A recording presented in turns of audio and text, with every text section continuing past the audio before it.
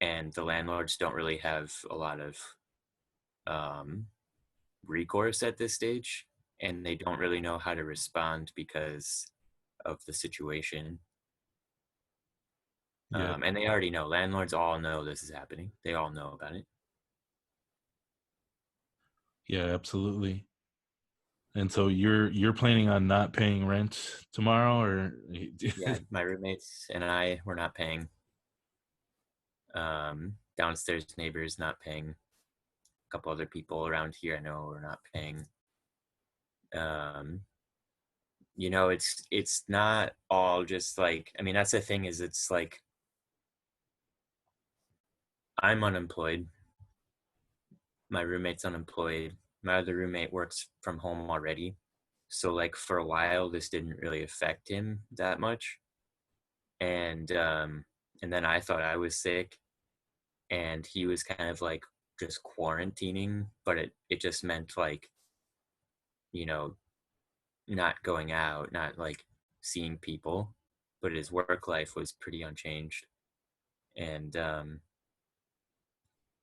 yeah, I'm trying to remember how I got involved exactly, but um it's definitely something that like you and I have talked about this like a year ago, yeah. organizing against landlords. They're the real oppressors in our communities. Like they oppress businesses and workers, and business, especially like small businesses, their profit needs are largely dictated by their rent. Um, so, like this has always been one of the central threats to working class life is rent.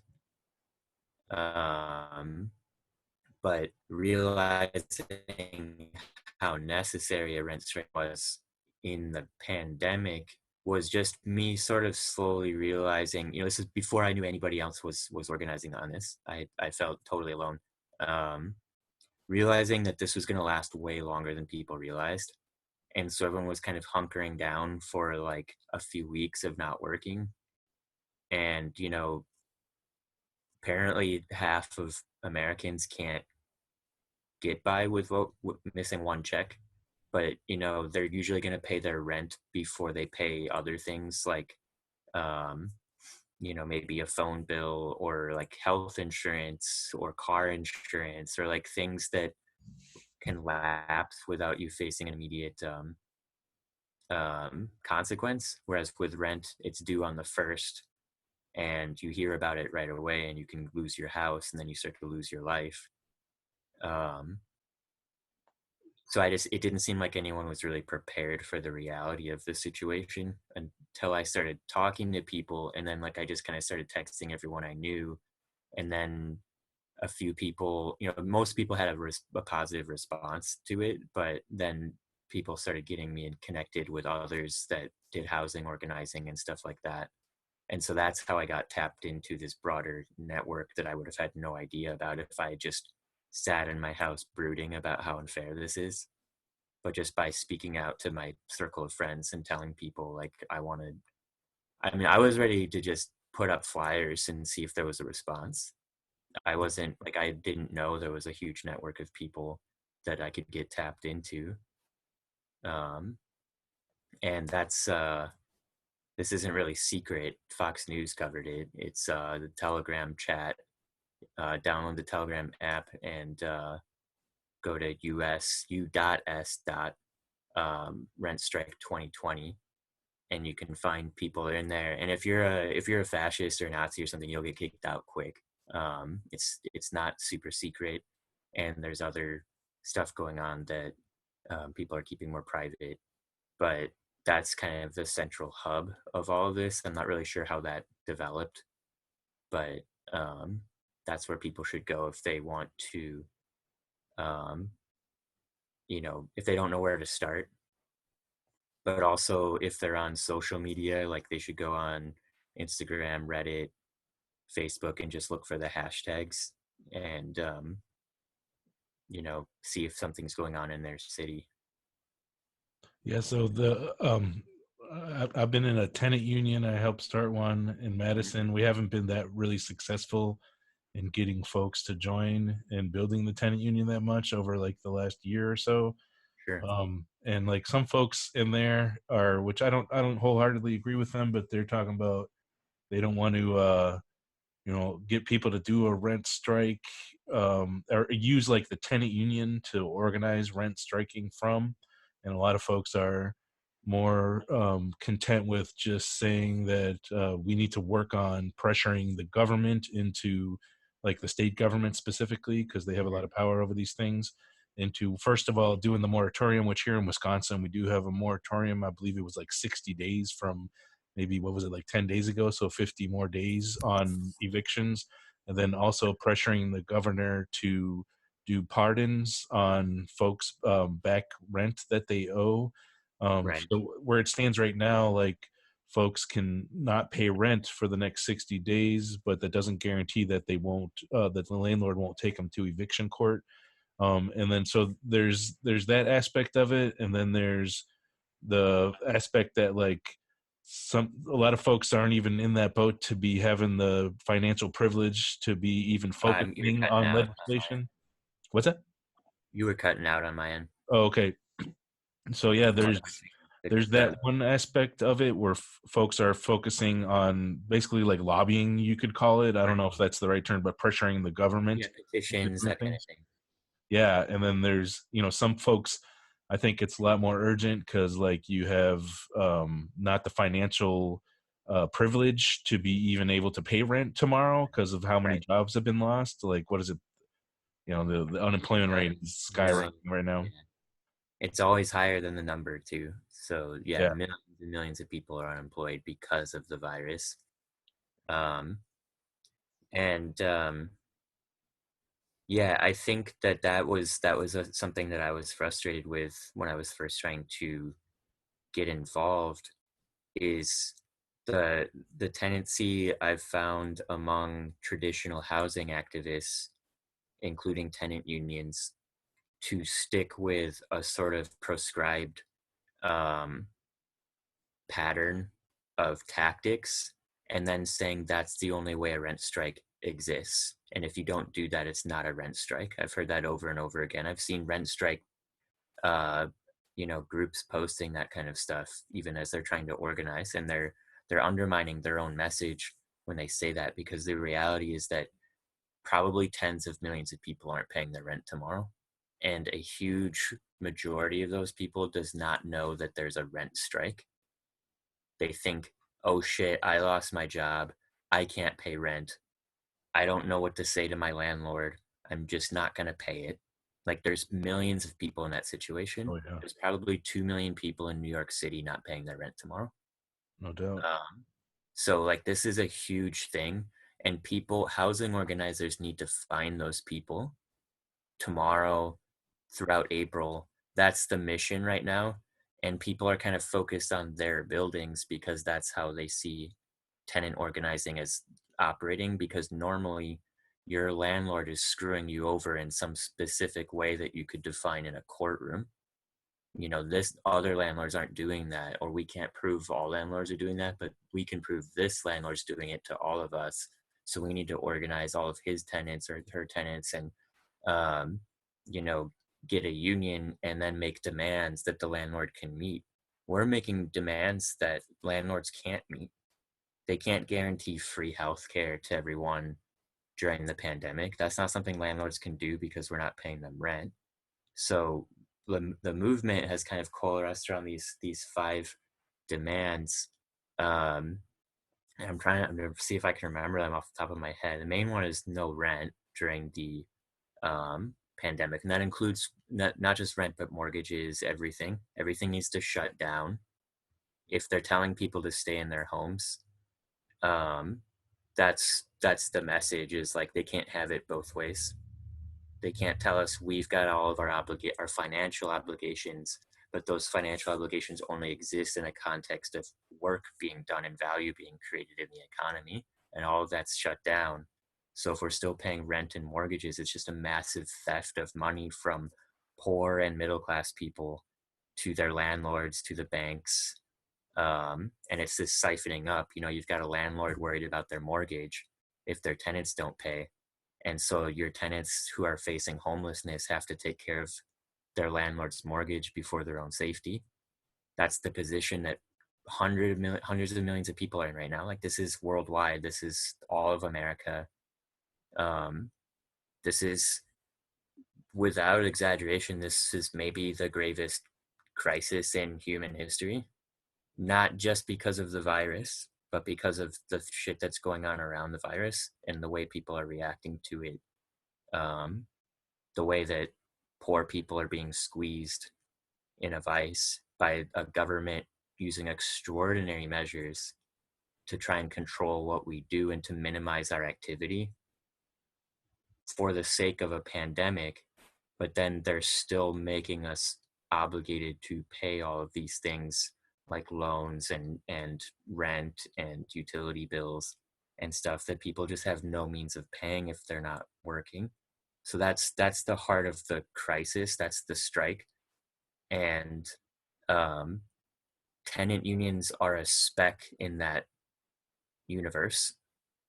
And so, like, I think a lot of people were like me, where they thought they were alone and realized that, oh shit, we got to do something. And that was the only context they could really think of how to organize was, oh, well, we need a rent strike. Well, what's a rent strike? And then they Google it, or they ask the tenant, right, advocates and tenant unions and stuff. And this is the only way rent strikes have really succeeded for decades. So a lot of people are still kind of stuck in that mindset, but that's not the begin all and end all of a rent strike, especially if it's a rent strike against the whole society. And that's what we're doing right now. Okay, so yeah, you touched on like it being a societal thing, and you talked about mortgages in addition to Mhm. rent, and then it's talked about how the landlords having to pay mortgages to the banks like has this trickle down effect where they're squeezed and they have to be fucking pieces of shit to their tenants because the banks are like putting it over them. There's no choice. And then of course there's also folks who pay mortgages who don't rent. But anyways, besides the fact that because of the fact that there are landlords that pay mortgages to the banks, and sort of this is all coming from a bullshit economic system from the banks Right. down to the tenants, does that mean that y'all are like organizing with landlords or something, if they're like in some way or somehow, and to join the strike against banks too with their mortgages? Well, let's break that down because every case is going to be different. There's a lot of different situations. I was reading an article. I think it was in the New York Times. I'm pretty sure it was in New York City anyway, where someone who was trying to organize around a rent strike got together with their roommates, and they talked to the landlord because she lived downstairs in the house they were in. And so they could actually have that face-to-face conversation. And the landlord didn't see it coming and was really surprised. And so um, she asked them to do, because they were all in a situation where they could pay April rent, but they'd be broke after that. And so she said, how about you pay me April rent, but I'm going to waive May rent. Now, I would take that, if I were a tenant, I would take that as a verbal agreement that she made to all three tenants. And whatever happens with the shutdowns and everything, those people all go back to work in 4 weeks. They're still not paying May rent. So they have a situation going that they can handle. And they're talking to an individual person who also lives in the home that she owns. Like, I don't think they should try to screw people like that over so that that old lady ends up losing her home to the bank, who's not going to give a shit about those tenants. Will probably raise that house to the ground and build a mixed use commercial property or something like that. So, like, I don't think the objective is to get rid of landlords. However, that's a rare situation, the one I just described. A lot of people are in it, and a lot of people are in abusive situations with their landlords they live with. There's also that.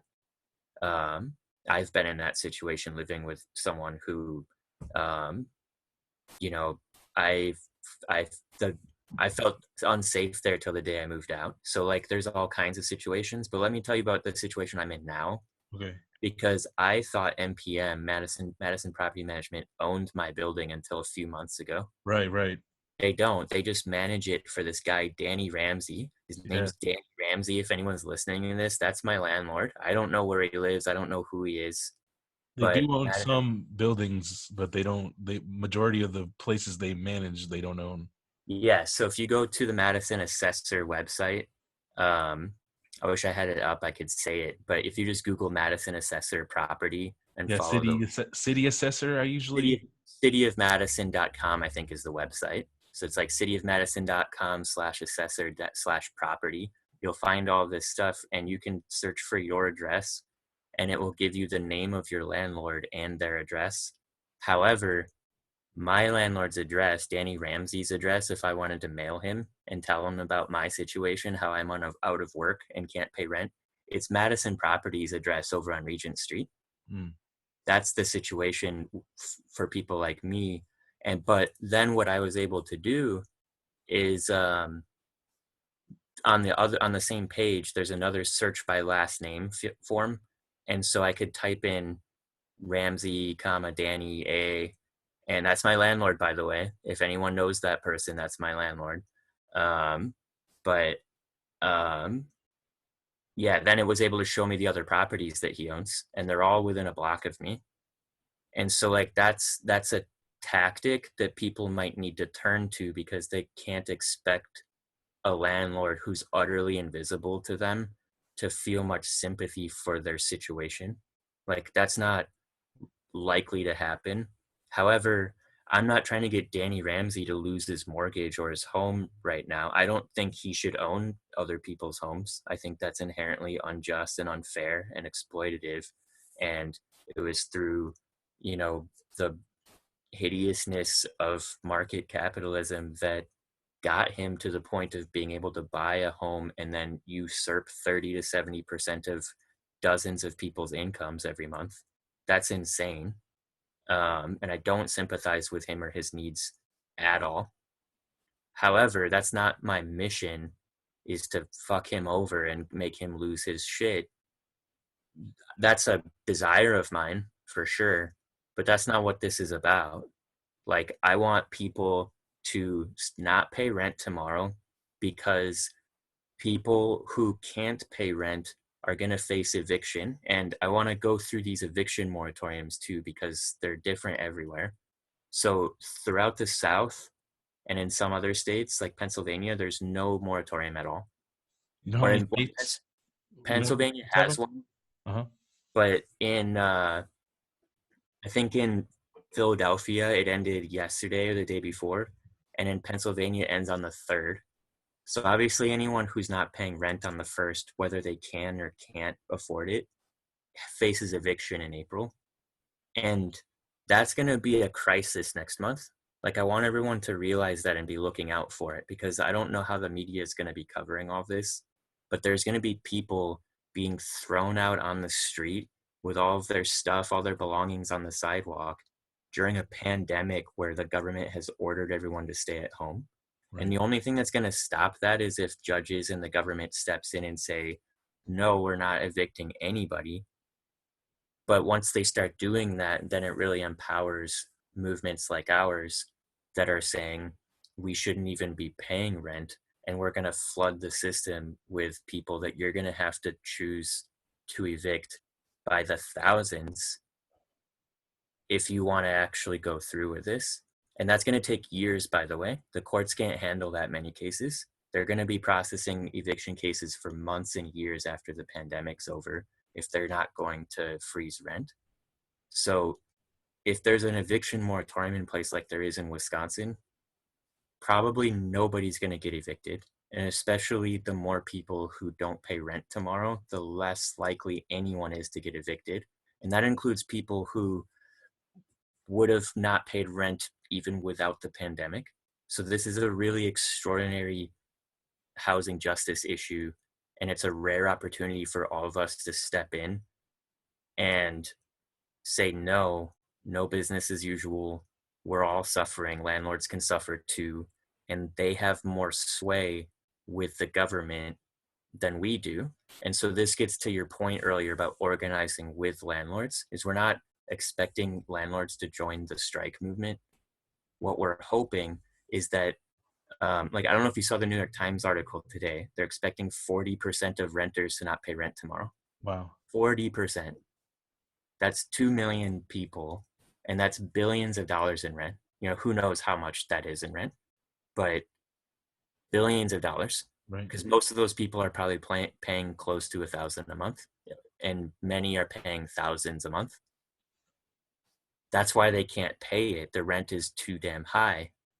And so that's what's going to happen. And it's going to create a huge wave of crisis that first hits the landlords and the property companies. And these property companies exist because landlords pay them a fee out of your rent. So if enough landlords are not collecting rent and unable to pay these fees, you might see some of these corrupt, abusive, and neglectful property management companies go out of business. And that would be a great thing for tenants. And it wouldn't be a huge hassle for landlords. They just have to actually, once again, interact with the people that rent from them instead of hiding from them behind corporate entities. Yeah, So I can had bad experiences with Madison Property Management in for sure, specific. for sure. So like, so yeah, I was confused or a little bit not clear because I shared a video with you that was a very good, like Mhm. propaganda piece about rent striking, and they were talking about the more people that participate, the more powerful the movement. And so I Yeah. was confused, or I wasn't sure whether they were talking about the fact that it's going to be such an economic hit to the landlords, but it sounds like what you described, I'm sure that's part of it too, but Yeah. you're describing that will help back up the courts for longer and longer and make like the economic impacts even more poignant and powerful and stuff like that, right? And so, and in Well, addition to yeah, that, that's the thing for renters for sure. But we right? also don't want any foreclosures on people who own their homes. Yeah, that's what I was going to ask about, or next, what you think about is because they are also arguing for folks who have mortgages to also not I pay lost you. theirs. Would that be because, oh shit, It's a really good faith you're stuck on, but yeah, hello, can you hear me now?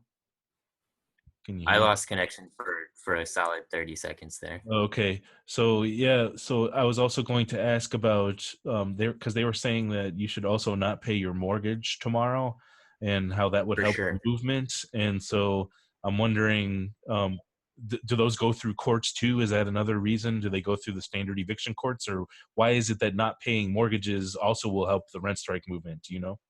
Well, I mean, that's part of the thing is we don't want people to be thrown out on the street during a pandemic where everyone's supposed to stay at home. So that definitely includes people who own their homes. That's what this whole movement is about, is that basically the economic system can't handle the biological crisis that we're in right now, where a what I would still describe as a moderately dangerous virus, it's killing tons of people, but back when SARS happened, this didn't take place. And it's a similar virus to SARS. They're both coronaviruses. Everyone was terrified back when SARS happened, but it was largely contained to East Asia. And there were nowhere near as many deaths, and it didn't Yeah. spread around the world. And, billions of people didn't have to spend months in isolation and fear, not only of getting sick, but also of being destitute. Um, and so that's part of the problem, is that the whole system was not designed to handle this kind of crisis specifically. And so we're using the tactics that we're using because they're necessary. It's a life or death situation. However, in the process, we're bringing more people into consciousness and awareness of how this took place in the first place, how not normal this is, and how things are not going to go back to normal when this is over. Um, but with the fact that we live in an economic system where during a pandemic, you can have a government telling everyone to stay at home, and you can have courts evicting people from their homes permanently and throwing them on the street into homelessness, is insane. And Yeah. everybody can see that. Like, everybody can see that people who can afford their rent are not paying rent tomorrow. People who are still working and are relatively well off are not paying their rent tomorrow. They're joining the movement out of solidarity and also out of the realization that if this doesn't end soon, it's going to affect everybody. And so the more people who don't pay rent and who don't pay their mortgages, they're also helping to shorten the pandemic because they're making it substantially easier for people to stay at home. That's a key aspect of this whole Good thing. point. And if that's what needs to happen, then they've got to shut down the finance economy. And if the finance economy can't handle being shut down for a few months when nobody's working and nobody's doing anything, if it can't take a break for a little bit, What then we need to throw the whole thing out. you talking about, like usury capital and like the banks when you say finance economy, or No, I'm just talking about the fact that the whole system depends on these massive massive gears constantly turning, and the machine can't be shut off. That's the thing, is like, normally, I mean, we still got to eat, and but that's the thing, is this, I'm rambling, but like the stimulus bill doesn't cover any undocumented people. No undocumented people are getting any money from that stimulus bill, yet a huge portion of all of the food grown in this country is grown in California, and a large majority of people growing that food are undocumented immigrant laborers. So these are people who are growing all of the food that we're just sitting in our houses, and that's the only thing we do anymore is go to grocery stores. yeah, I know. And Solidarity to grocery workers, the most right. crucial fucking workers, first responders in the society right now. Well, yeah, I mean, that was the thing, is I kind of wanted to talk about the virus first, because that I wanted people to realize why the rent strike is so necessary and what's going on with that. Just a lot of people aren't really that aware of how devastating this is and why the stay-at-home orders have been necessary. Um, and I 800 just want to, deaths in the United States just yesterday. what's that? 800 deaths, over 800 deaths Well, in the U.S. that's how just many people yesterday. died. I mean, and the other causes of death haven't stopped, Right. but however, people can't get emergency care for congestive heart failure right now. Yeah. People who are disabled, people who are old. um, I've heard even people who are overweight are being turned away at triage because of the lack of beds. And this is a position that triage nurses are put in, where they're having to decide who they're most likely to be able to save. And there's a lot of bias that goes into those decisions. And there's a certain value attached to people's lives that people aren't always aware they're doing. And so it's really easy in the heat of a moment, when you realize, oh, I can only save one of these two people, and one of them is severely disabled, to just tell yourself, to rationalize that maybe that person wouldn't be as likely to survive, Yeah. or and really also that person's quality of life is lower anyway. So Yeah. it's not as much of a loss. Like, this is shit that's going on right now today in our Yeah. hospitals. Yeah. No doubt. Yep. So this is seriously like the most devastating crisis that I'm aware of in American history, for sure. And we're being hit hard compared to the rest of the world. And this is affecting a lot of poor people. It's affecting a lot of people of color, like in Milwaukee. Um, Most of the cases there are African American poor residents. A lot of them aren't that old. People suffering from these symptoms, and we haven't exactly run out of beds yet, but the allocation isn't there. It's too concentrated in certain places. Um, and there's never going to be a reckoning, because we don't even know if you and I got sick from it, or if it was something else, if it was Right. allergies or the flu or whatever. Like, there's never going to be the good data to really analyze this. But we're seeing prisons and jails turn into death camps. Yeah. We're seeing prisons, hospitals, where nurses are wearing garbage bags, and some nurses are wearing hand sewn masks that look like what you've got on, mailed to them by volunteers sewing them at home, because there aren't enough mass produced PPE that actually helps them. I had 800 surgical masks I found in my basement that I bought at auction like 6 years ago. but the UW hospital did not want them because we had symptoms and they were sitting in the basement and they're expired. Oh yeah, yeah. I mean, I get it, but this is the thing is there's no you. I don't know if you've heard of the GE workers are trying to force their factory to convert to I don't remember if it was ventilators or um, respirators. The ventilators, when there was, I guess Trump actually did use the War Powers Act a few days back to, thought it was a GE company or some other company that he forced to do ventilators, which they need to do a lot more of that, honestly. Yeah. Yep. And then there's Um, the fact that like the stimulus package gave billions of dollars to hospitals, which is not necessarily a bad thing, but the fact that like these hospitals are running on this just in time type of production, which yeah, which is I've been it's losing you like, again. oh, okay, yeah, the fact that it says my internet connection is unstable. Shit. Hello, you hear me? You hear me now? Yeah, I'm losing you. Okay. Yeah, so I was I just hear you now. all right. I was mentioning about the stimulus package that got passed. I think it was Friday or Thursday evening or something. They pumped billions Mhm. of dollars into the hospitals, but just the fact that these hospitals run on this just-in-time type of manufacturing that makes the amount of beds they have available the slimmest ever, just for because it's the most profitable. And then kind of in response to that, kind of looking at how in Wuhan they used like the state capitalist the state capitalist government was able to do a good response there, and specifically how they were able to erect a like huge advanced medical hospital in 10 days, whereas we're just not doing those types of things here. Well, that's the And key just thing is where we could do them. yeah, It's not that exactly. China's system allows it to do it. It's that Right. the political leaders eventually, but more promptly than ours, did so. They chose to go that route. Our system allows for that. We're Yep. just not doing it, and we don't typically do it.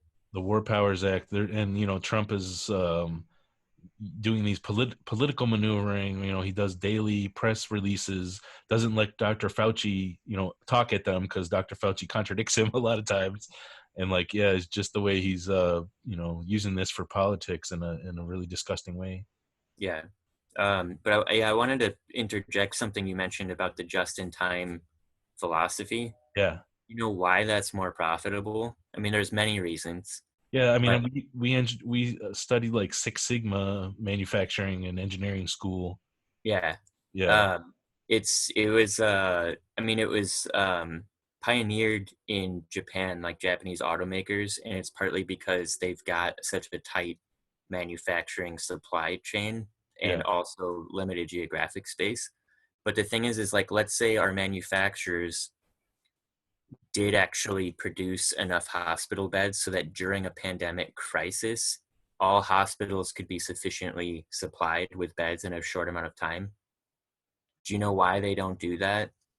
Is because storing those things would in warehouses would cost too much rent. Right. Right. Good point. Yeah. So like rent is really an underappreciated central component to the oppressiveness of our economic system. And I would argue more so than the market. The market is useless in a crisis, but it's the market is like greasing the wheels of a well-tuned machine, but the machine still needs to work.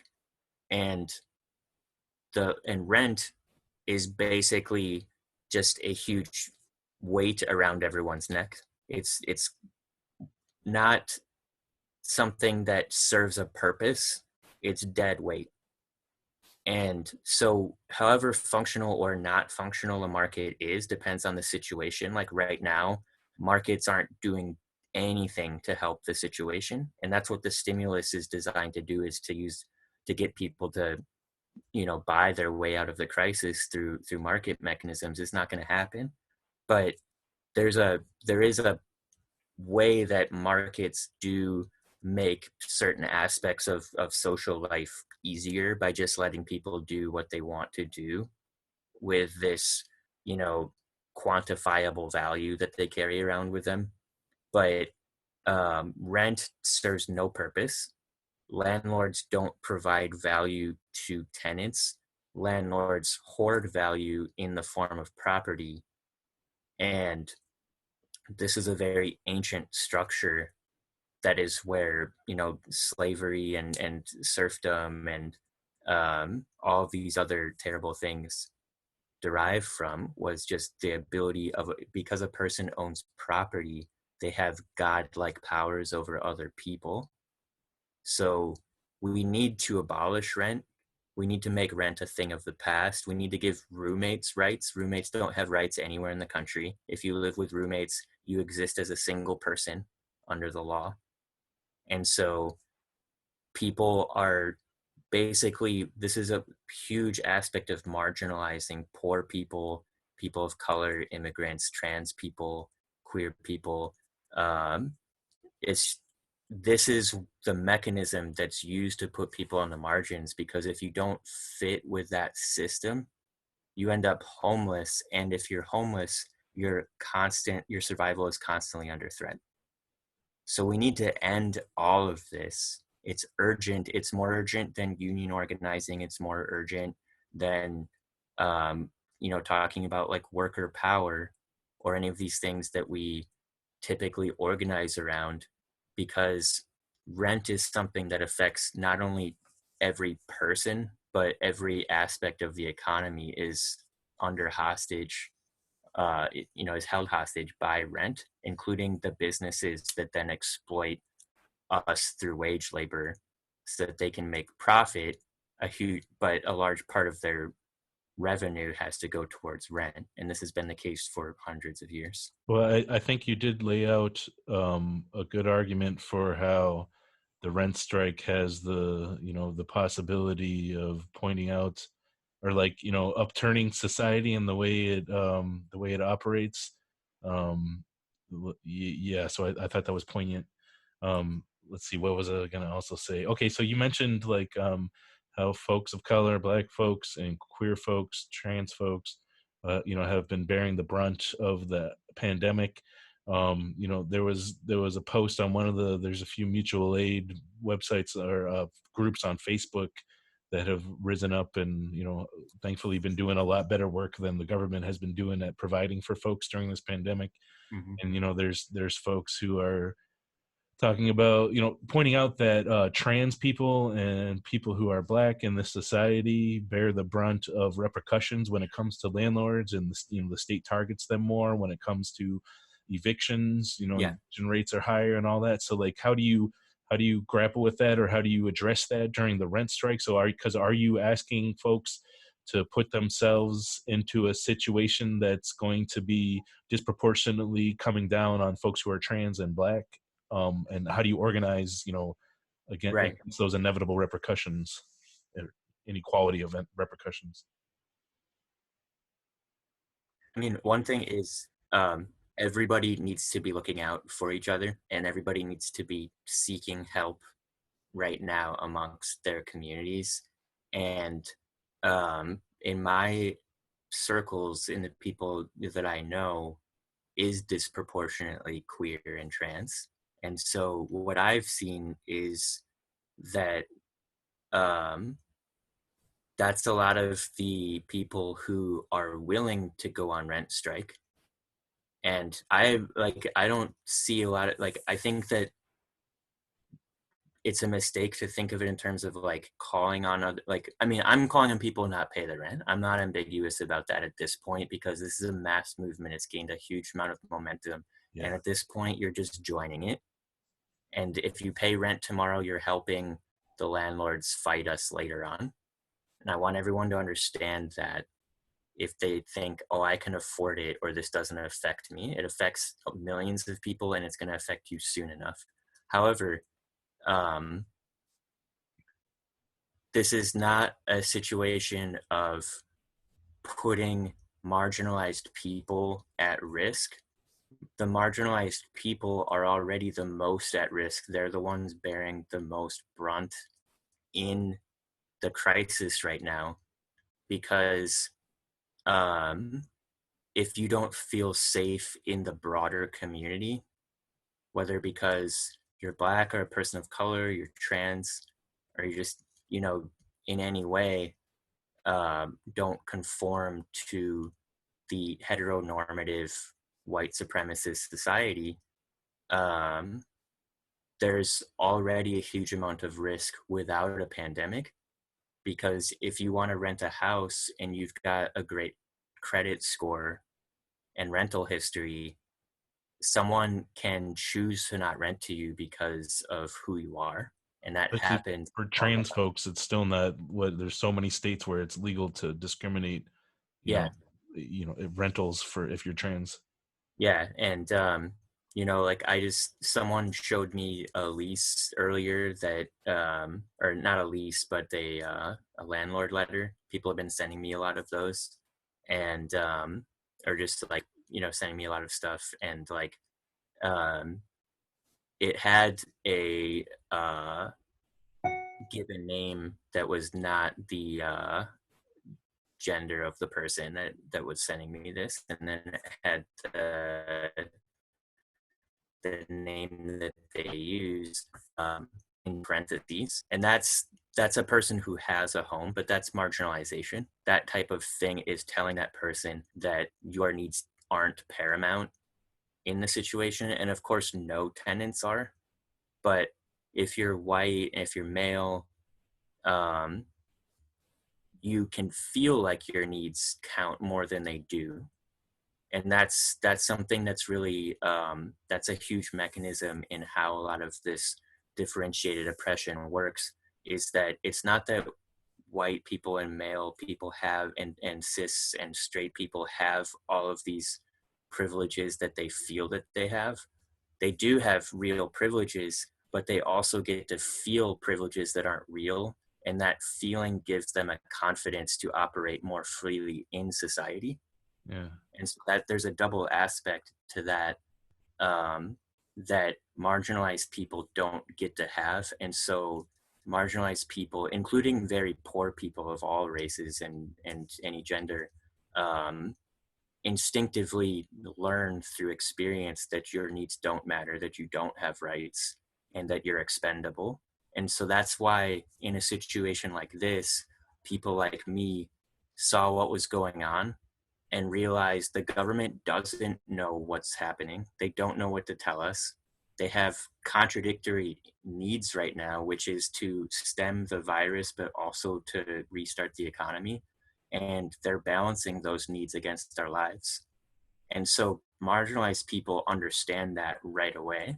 And so, um, you know, I don't want to hear any cis or white person talking about how a rent strike is further putting those people at risk. If any person who is marginalized doesn't feel safe participating in the rent strike, they shouldn't pay. They should go ahead and pay rent and do what they need to do to keep them safe. yeah, We're rent striking to keep us safe, and there are a lot of marginalized people participating in this, and there's a lot of privileged white folks who say, oh, this is just going to put others at risk of eviction, because they think they don't really understand the self-actualization of marginalized and oppressed people taking action for their survival on a daily basis, and including in an extreme situation like this. But also people saying like, oh, I can afford my rent, or I'm not that bad off, it's not my struggle. Like, if only the people who are um, destitute, who can't pay their rent, who don't have that much money in their bank account tomorrow, if those are the only people who don't pay tomorrow, there's a far higher chance that they'll be able to evict those people over the coming months. And so that's why it's crucial that people who can pay rent don't. And unfortunately, this for a lot of people, this is going to mean people who can just barely pay rent but don't know about the movement are going to end up paying tomorrow. And I think that's really unfortunate, but there's been a lot of reluctance to really push the message, because it is such a confusing topic that we don't spend enough time dealing with compared to, say, labor. We activists and leftists tend to spend a lot more time talking about how workers are exploited at work, but we don't spend nearly enough time talking about how their pittance of a wage is primarily spent on rent. And the landlord's not even providing them a job or providing a service to the community like a lot of employers are. No value being Right. produced. But I didn't really answer your earlier question directly before about how landlords can get involved. And that's the thing is, um, you know, renters are the most at risk, but any property owner is at risk right now. Every person is at risk right now. And especially if you're a homeowner and you have a mortgage on your home and you don't pay, or if you can't pay property taxes when they come due, you could end up with your property seized. And if that's your home, you're in the same boat as a tenant getting evicted. Of course, you probably have more assets and can afford better rent and can afford time to look for a better job. You're still in a better position by far. But we need all people to join this movement and demand that no one really has to pay anything. Let's shut the whole thing down and, wait it out, but get it over with. And then, we'll see that people have woken up to a certain extent about how powerful they are. But as far as landlords specifically, if your landlord understands your situation and doesn't want rent from you this month, they need to realize they're not going to get it from you next month either. They're not going to get that back rent from you when this is over. They're not going to put you in debt. They're not going to rack up a bunch of late fees for you. And if anybody understands that, they ought to be lobbying the government to give them relief, because if the government stepped in and said all landlord obligations are off the hook right now, landlords don't have to pay mortgages, landlords don't have to pay property taxes, um, and renters don't have to pay rent, that's still benefiting landlords more than renters. That's a sweet deal for them compared to for us. And the stakes are lower for them. Some landlord who owns 18 units doesn't get to own other people's homes anymore, whereas another person ends up on the street. But definitely the pressure that we're putting on landlords by withholding rent is going to push them to seek government remedy versus court remedy. Yeah. But they can absolutely choose to join the movement consciously and say, no one should be paying rent right now. Landlords are totally free to do that, and we welcome it. But they just better be prepared for the future, because most landlords aren't going to go along with it. Most landlords are going to fight us. And if we win, but they fought us every inch along the way, they're going to end up with nothing. And good for them. They don't deserve it. So they better join our movement if they want to keep their properties. That's the message from me anyway. Okay, yeah. So the stimulus $1 trillion bill that passed last Friday, in that there's like a $300 billion sort of handout to large corporations and I believe banks indirectly or whatever. I've heard some people talk about how it also amounts to upwards of like a $10 trillion relief bill to things like banks and large corporations as well. And although I'm not exactly sure how that works out, I just heard like rumors about it. Need to study that more. I don't know if you know about that, but also I wanted to ask in relation to that is, what is the difference of relationships between a renter and a landlord, and the landlord or any kind of homeowner and the bank? So Sure. it is like owning property or having a mortgage out from the bank the I same mean, or different as being a renter? that's what's that? Is being a landlord the same? Is owing a mortgage to the bank, what is the difference and similarities between that and, oh, my internet connection is unstable. Hold on. Can you hear me now? Can you hear me now? Can you hear me now? I heard some of that. Are you asking me the difference and similarities in the position of renters and landlords vis-a-vis their creditors. Uh, The, I mean, the landlord being the renter's creditor in this case. the relationship between a renter and a landlord and how it's different or the same as the relationship between a homeowner and who has a mortgage and the banks. Sure. Yeah. Um, I mean, there's two main differences.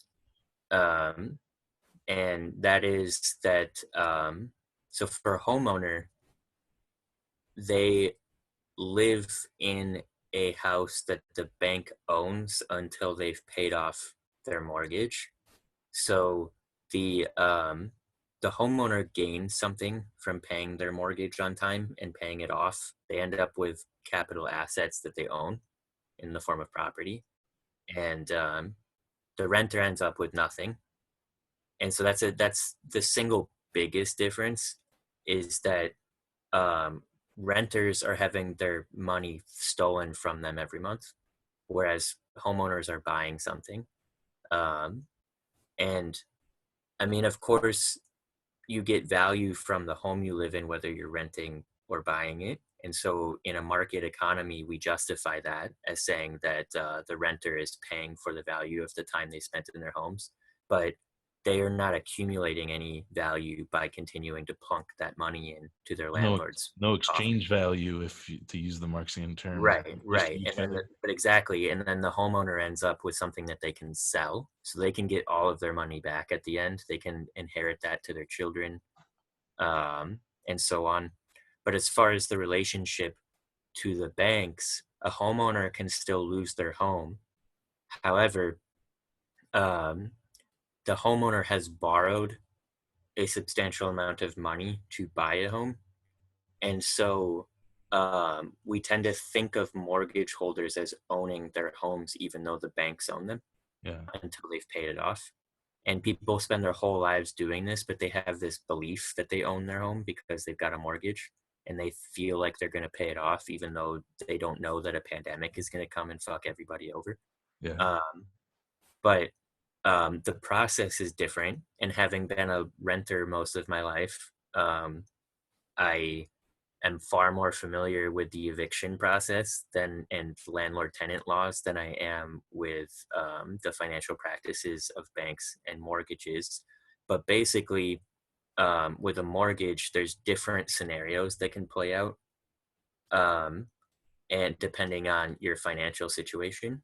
If you miss a mortgage payment, you're often charged a penalty, and also you're accumulating interest over the life of your loan, so you're going to end up paying more money if you miss a payment. um, but if you just miss a payment but you're going to continue to make them in the future, creditors value that.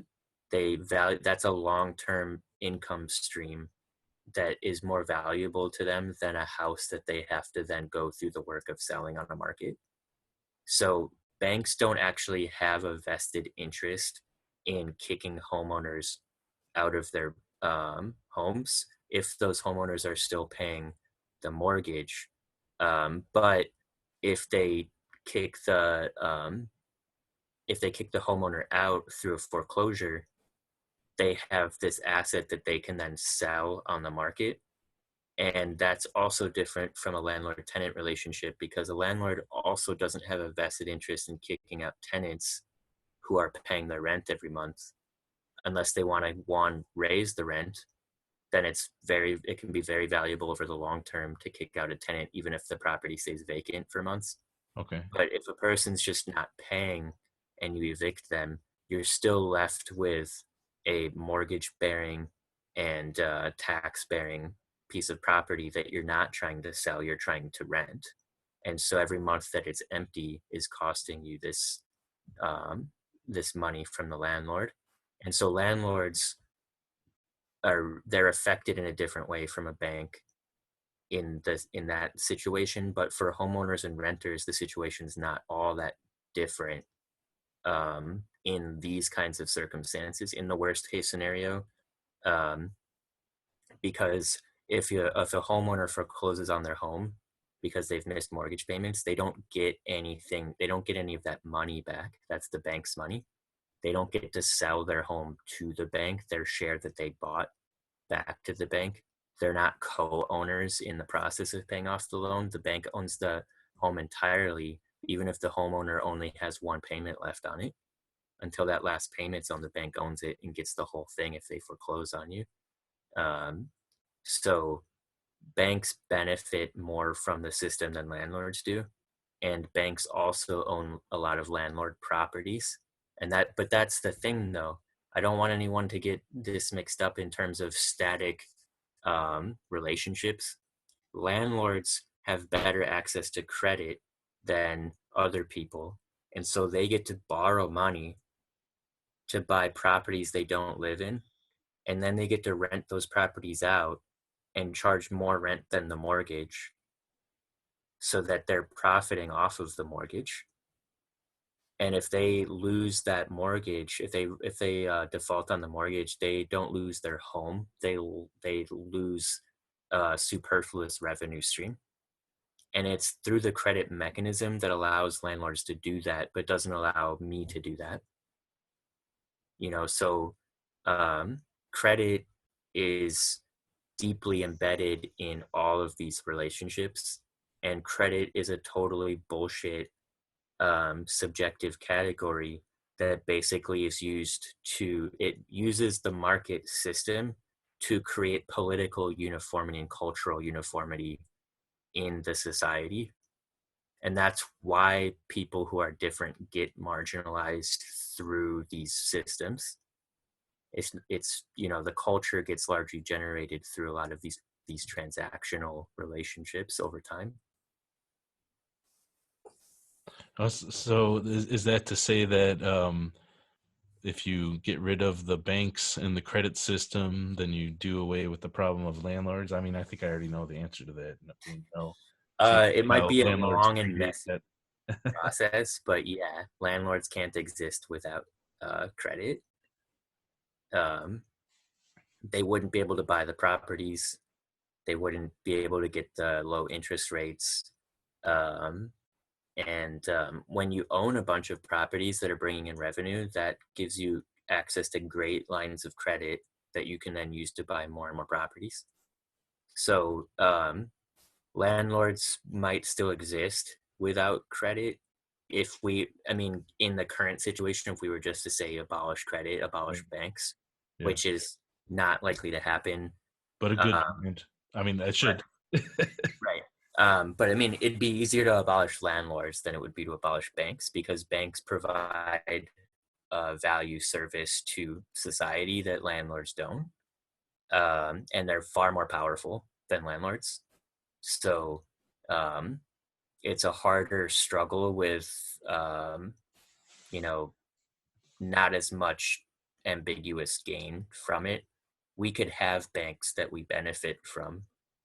Um, but a whole bunch of other stuff would have to change for that to happen. We'd need all of our basic needs met, and to have if we had a market economy that only operated with superfluous needs, like buying video games and fashionable clothes and stuff like that, but all your food and housing and healthcare needs were met, the market system would operate relatively fairly in those parameters. Hmm. The market is evil because our lives are at stake. That's what makes it so sadistic and harmful, is that if you are on the wrong side of a line on a graph, you can be left to die. You can be left to starve to death. You're thrown out on the street. You can be turned away from a hospital. Um, and you can be worked to death at low wage jobs because you're considered less worthwhile than other human beings. That's what makes the market evil. But we can't have a system that also, mass produces a PS4 for every single person. That kind of thing is where a market operates more effectively, because nobody needs those things. Society would function just fine if nobody had one, and not everybody wants one. And so that's like a market would actually allocate things like that to people who wanted them at a price that seemed worthwhile to both parties, not equivalent, but each person gains from the transaction. Well, Like then either person, anybody could do without a PS4. That's the point. whether you're talking about like a fiat currency in that case, and then it's like with No, that's a whole other level to the whole question. That kind of okay. stuff, that like I What don't would think the we have time to then talk about. what do you mean by price? We're getting way off. But what would a price Right. be then? Like if we're talking about fiat currency Yeah. not being what you use to pay for your livelihood, Right. Yeah. So, I like mean, labor or we've something. gotten way off topic Yeah, from the yeah, strike, but yeah. let's dive into it. I'm gonna Let's bring it back say, right after this. yeah, Yeah. let's say that through social mechanisms that were completely removed from market capitalism, let's say that you had housing provided for you that was fair and equitable, not like this fan has not worked in 2 years. That light hasn't worked in 2 years, and the router is in my room right there. So I've got to have my light switch on at all times, or else no one can use the internet.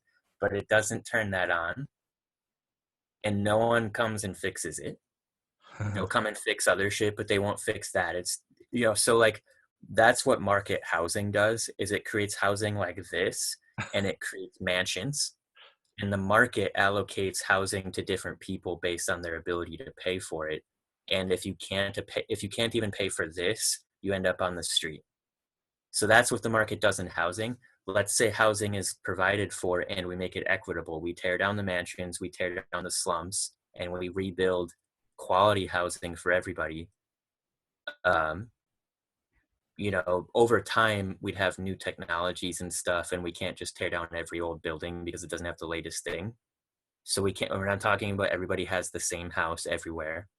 But we could also have a system where people rotated more often. Everyone has to move. You can't live in the same house for 50 years. Nobody's really entitled to that if everybody isn't entitled to it. So we could have these kinds of things in housing. We could have free healthcare like they have in Cuba, and whatever else is wrong in Cuba, their healthcare system is not wrong. Like there's no argument about that. Um, so we could have that kind of system where doctors, and we could have, I mean, Cuba didn't even pay their doctors until recently. Like their doctors made $20 a month or something like that.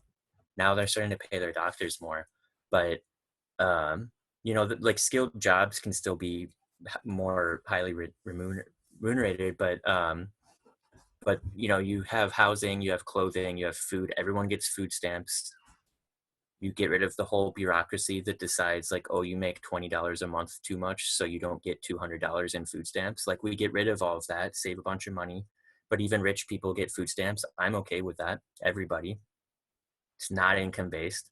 Everybody gets the same amount. Farmers will all be taken care of now because all of their produce has all of the hungry people get to buy enough food. You provide basic clothing. People can buy, nicer stuff or more stylish stuff if they want to, but they don't have to.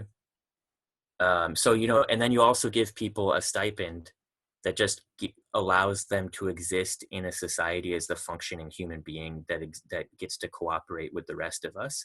So if you have all of those things, which is radically different from now, then and only then, with all of those things that are basic human survival, and if I left anything out, they should be thrown in. But if you have all of those things provided for, then there's nothing inherently wrong with the market mechanism actually determining the value of a PS4 or a flight to Brazil or whatever. But also, people wouldn't need to work. They could choose not to work in this situation. And so, if you wanted to pay someone to work for you instead of doing something yourself, you'd have to pay them a lot of money. Except people wouldn't need as much money. And so if the work was something that people actually wanted to do, or if they learned skills from doing it, people would also be willing to do work for less money because they didn't need money for rent, for clothing, for healthcare, for food. Think about how much of everyone's income goes towards those things. They need to make more than a certain amount of money. So if you take all of that away from their needs of what they need money for, well, now you're working because you want to save up for a trip, or you're So working because you okay, want to buy toys. all right, I get it. So it's like labor basically that you're. Right, right. Yeah, But it's completely confined within non-necessities, and yeah, it allocates things based on who wants them versus who doesn't want them, yeah, not who needs them but can't and who can afford them. yeah. Like there's Okay, no need in this scenario. That's the only way it could possibly work. yeah, And without that, market system creates the havoc that we have now, which is that people are stuck in their homes. They're being bled dry of all of their financial resources, and they're being left to die in hospitals that are unequipped, understaffed, and deciding who lives and who dies. And nurses are getting sick, and grocery store workers are not getting hazard pay and not getting they're not no one's going to give grocery store workers GI Bill money next year.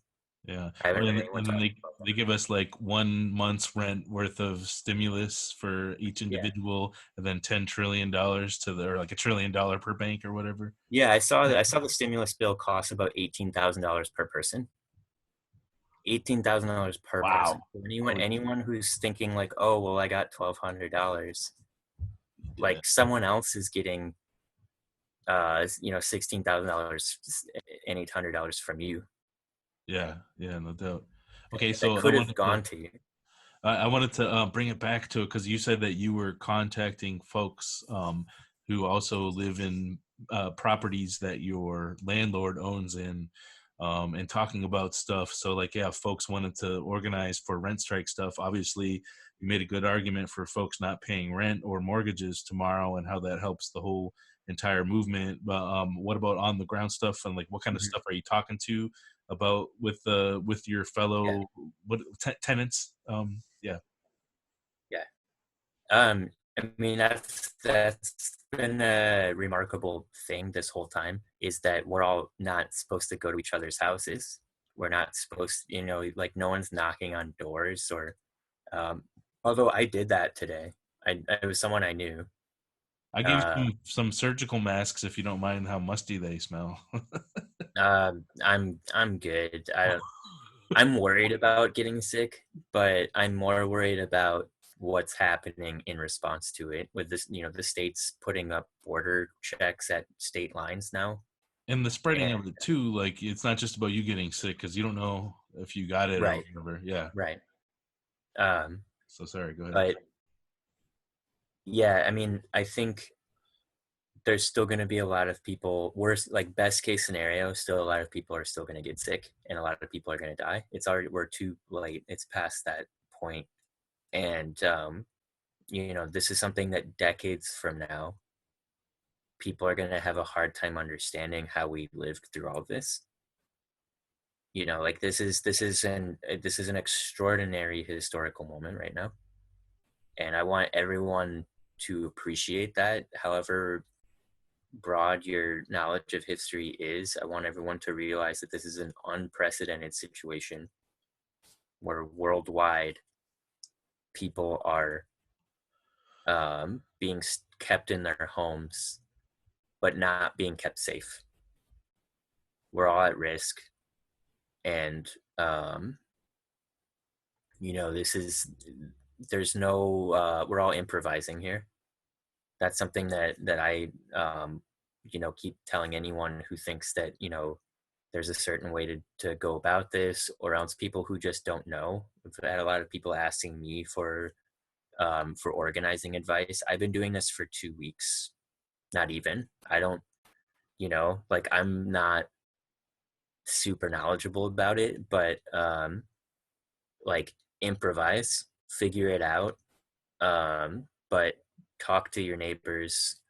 Um, and if this goes on more than a month and we're still stuck in our homes and we need to organize the rent strike more because they're trying to make us go back to work, we need to start being willing to push back on the health ordinances because they're not helping anymore. They're not helping if people have to keep getting money to pay rent.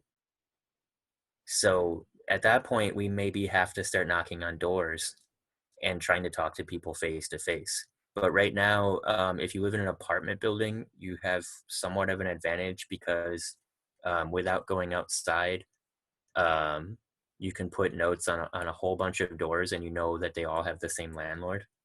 And most property managers are not doing basic maintenance right now. Not that they ever were in my building, Uh-huh. but they're officially no longer doing non-essential maintenance. So, if I called them and told them, my bathroom was flooding and there were inches of water, they'd probably send someone here, but they're not going to come fix all this stuff that they haven't been fixing before. So management staff are less likely to be in your buildings right now. And they shouldn't be in your buildings. If you see people coming in, especially in the next few days, if anyone's getting eviction notices in Wisconsin, those are illegal. Yeah. They're illegal to put up. They can't put them up until the order is rescinded, and they shouldn't even be approaching your door because it's not safe. And so document all that stuff, be prepared to report it to the authorities, and let your management staff know that you don't want it to happen.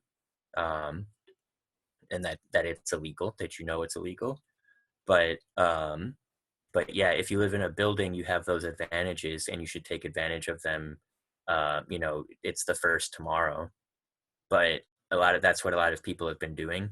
If you're like me and you find out a bunch of buildings in your neighborhood are owned by the same person, it's a little bit harder because you have to go outside, and you have to kind of intrude on people's space a little bit. And a lot of people are more paranoid than normal now, um, and you're more conspicuous when you're outside.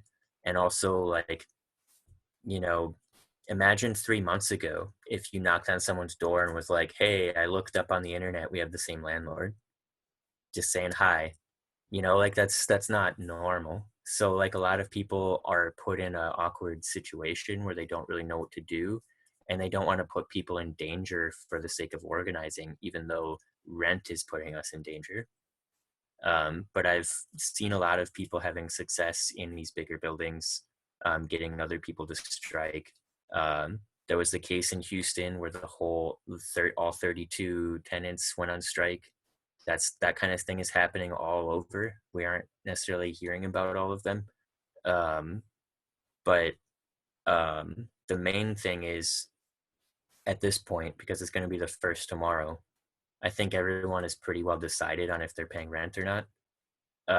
If you have not paid, if you're not paying rent tomorrow, get in touch with people. So you can download Telegram's an encrypted texting message app and search for u.s. Rent Strike 2020 is the main group, and just don't be a Nazi or you'll get kicked out.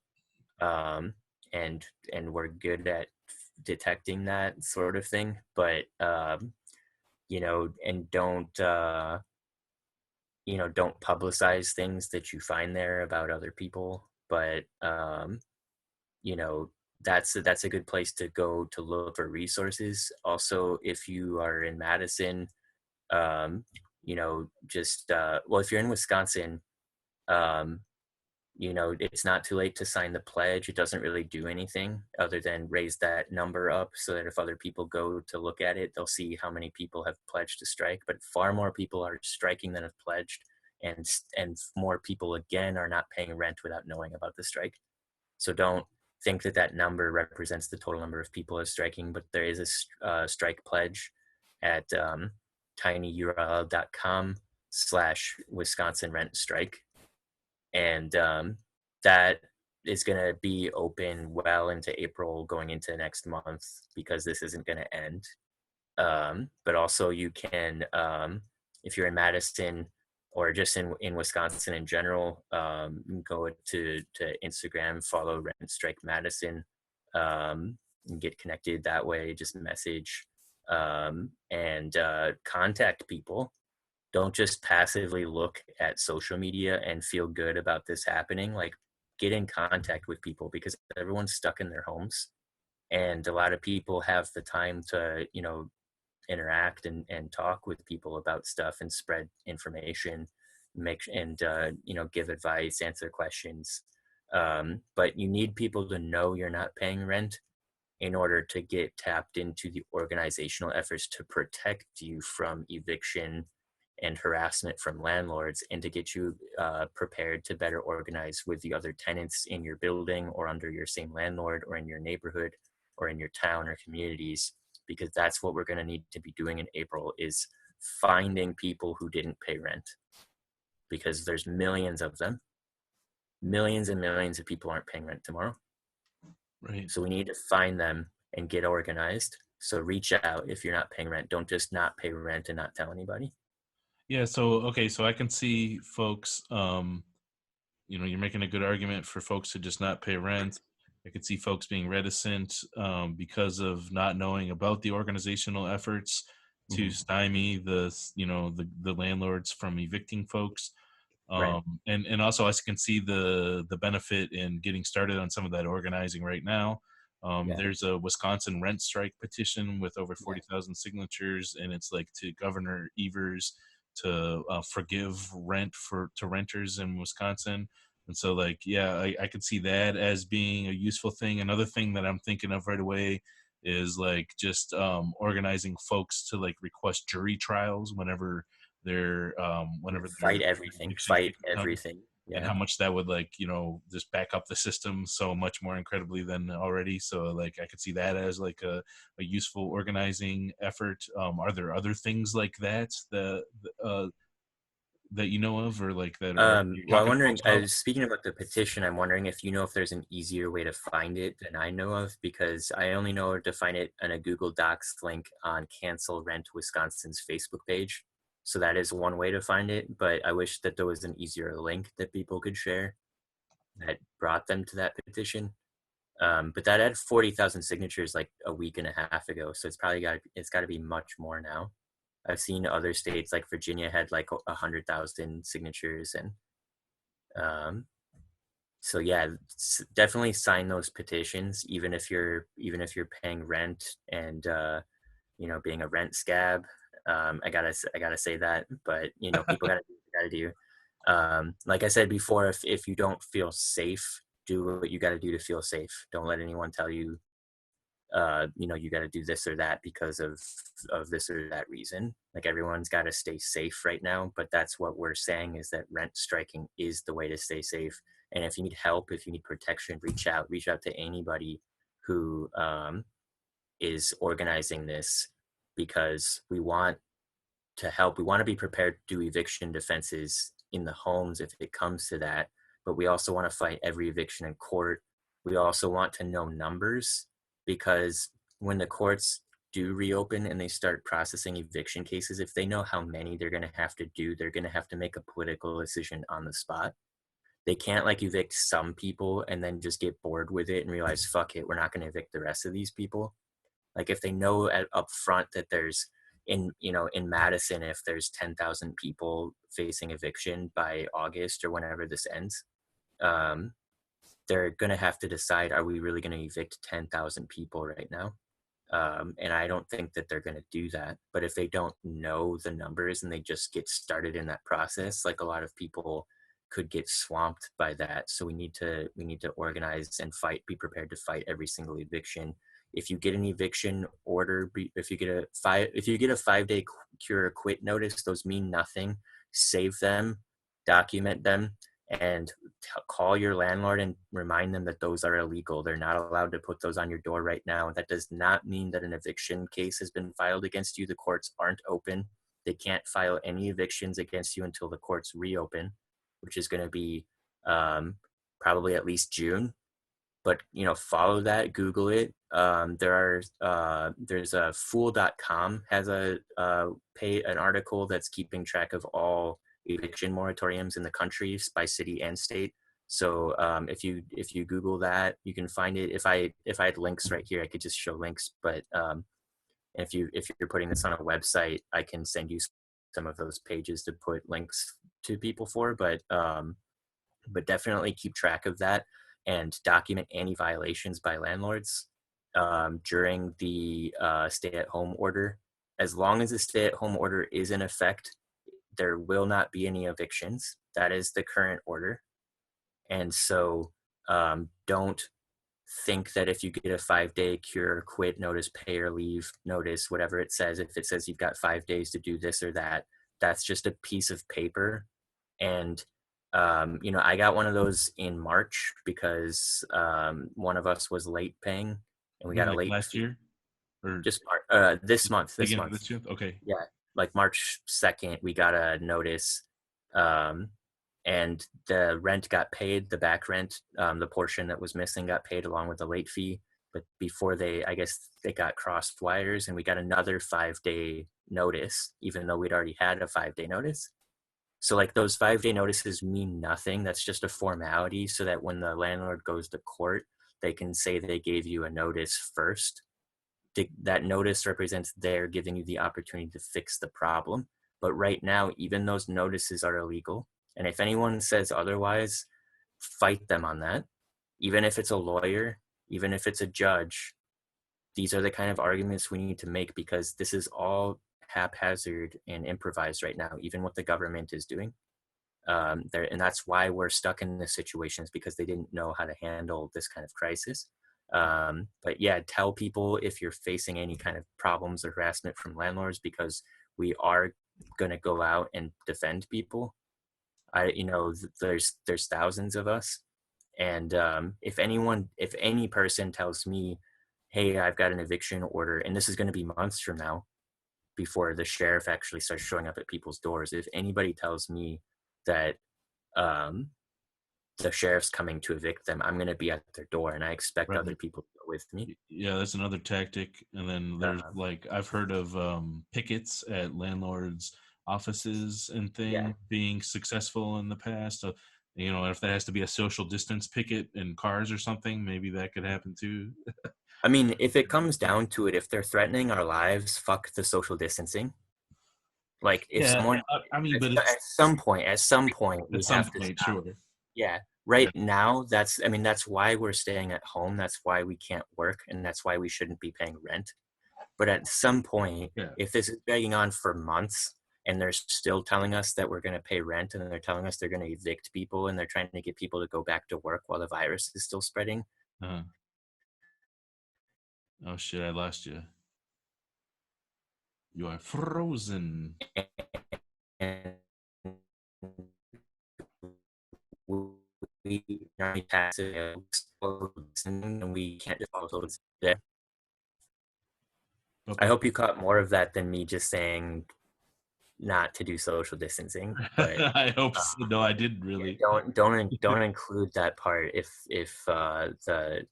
it's not clear that I'm not advocating breaking social distancing Okay, right yeah, now. because The there's reason good we're doing evidence live for Zoom. some of those things being useful in fighting the spread and flattening the curve. Would you agree?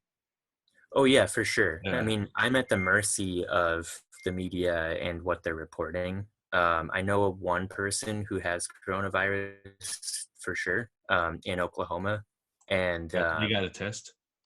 yeah, he tested positive. He's an older Wow, man, tests and are so rare in this yeah, country.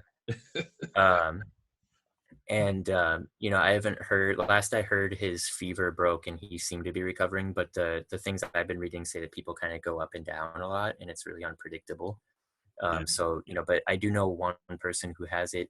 I haven't heard from any of my friends in Wuhan or in China. Like yeah, I've been to Wuhan. Like I don't know how anyone's doing. I'm not super connected anymore.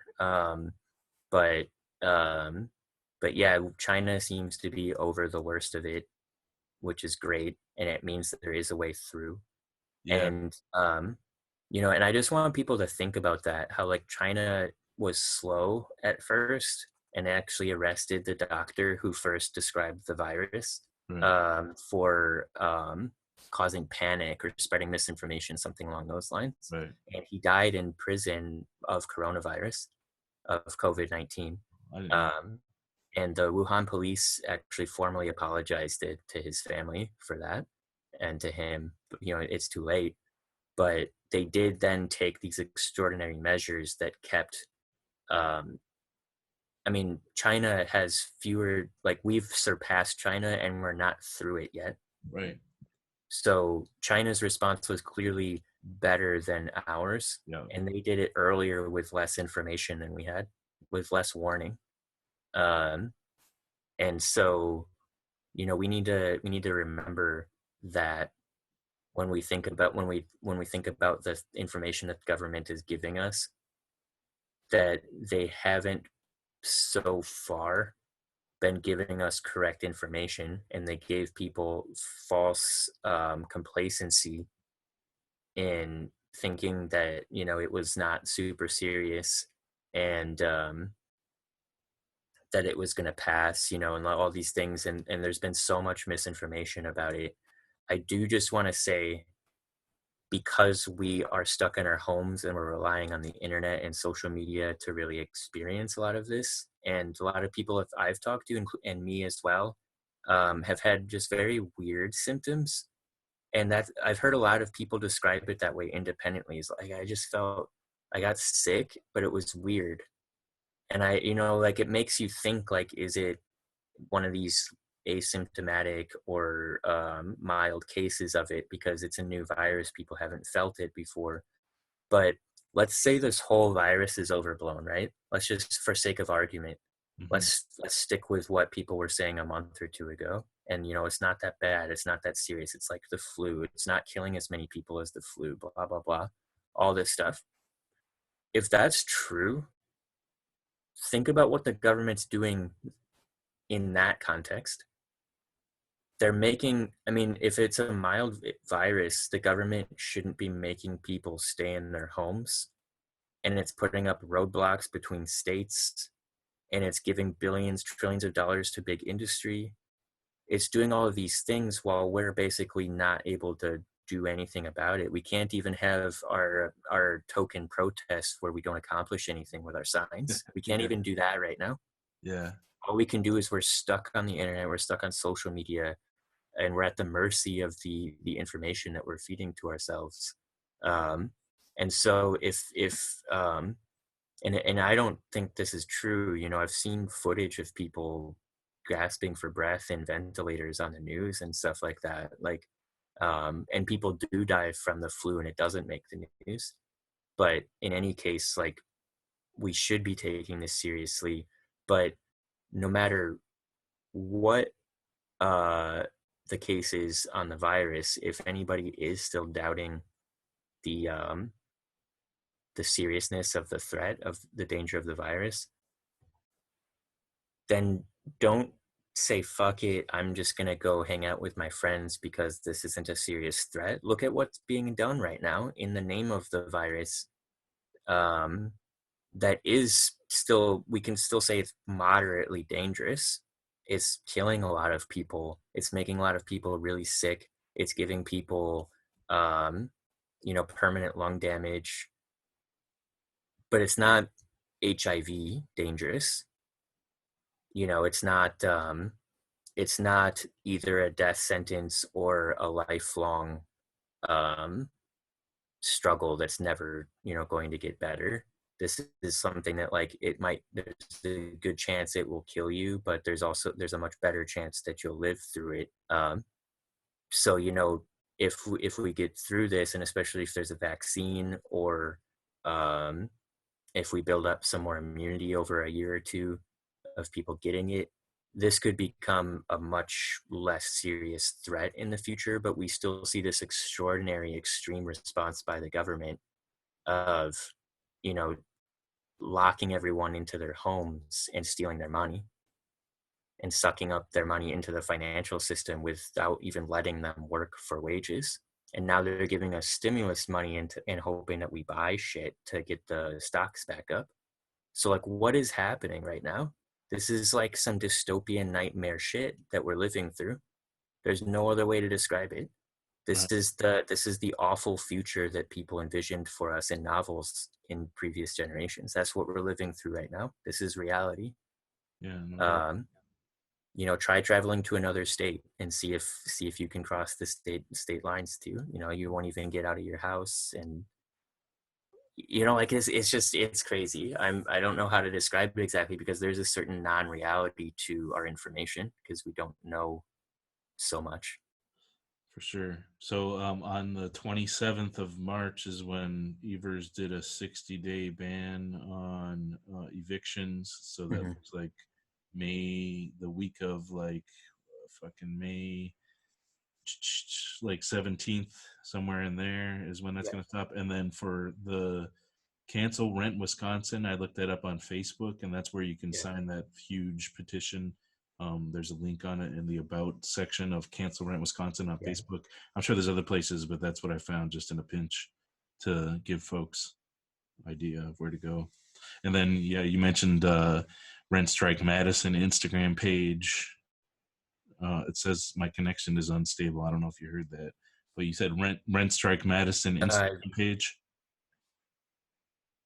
Did you hear? Can you hear me? yeah, yeah, with underscores. And there's a whole bunch of rent strike pages and accounts on Twitter and Facebook. And there's a I haven't looked at it a whole lot, but there's a Reddit with a lot of rent strike stuff. So whatever social media you're on, if you want to keep up with information, there are a lot of pages providing for that. And reach out to the people that are running them, because that's what they're there for. Like a lot of um, there's a lot of memes and stuff, and I think that they feel cathartic to a lot of people.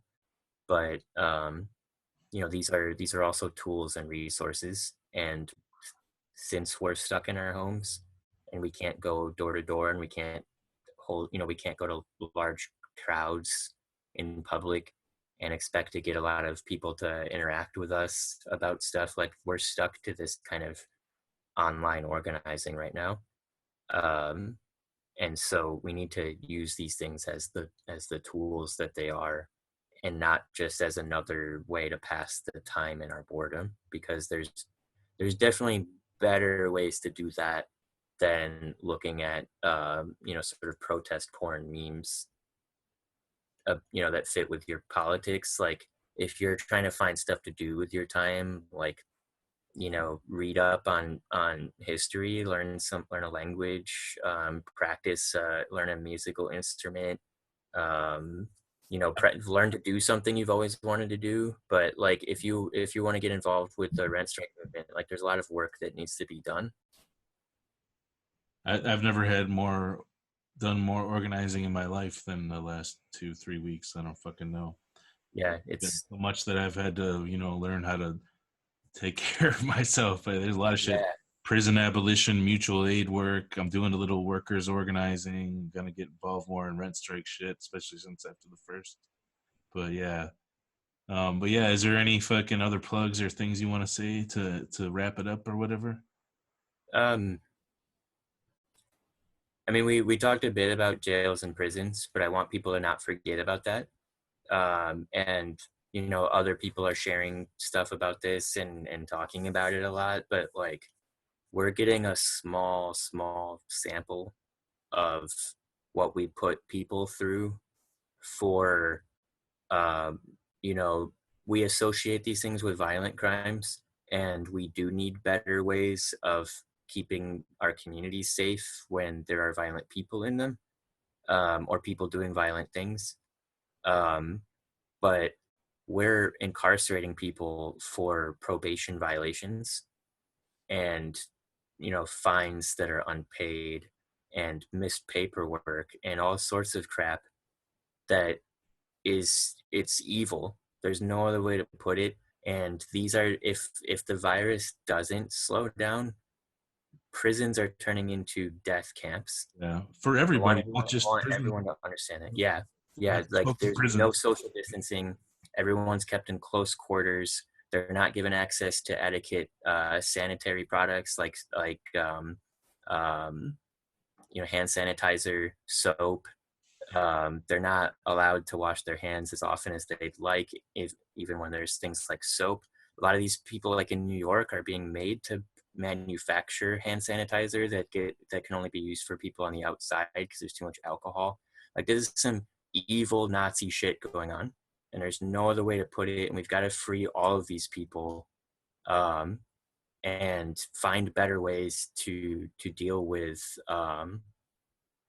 community disturbances that involve the community. And also, we need to close a lot of these places down.